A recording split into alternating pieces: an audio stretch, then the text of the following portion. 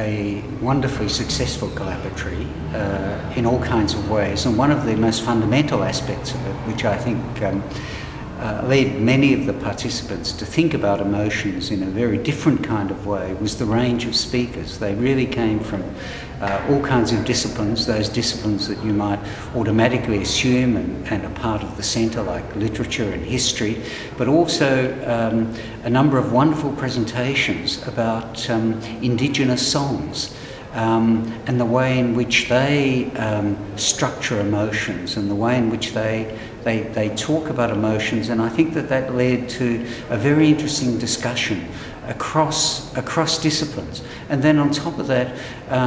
there were films and discussions of reality TV and how that looks at the manufacture of emotions, and that helped us all to think, I think, in new kinds of ways about what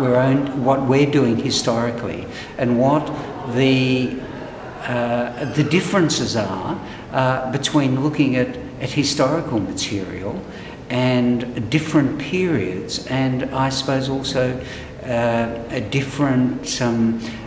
cultures and societies, and the way in which they talk about, possibly frame emotions, the differences between what the psychologists, and there were a number of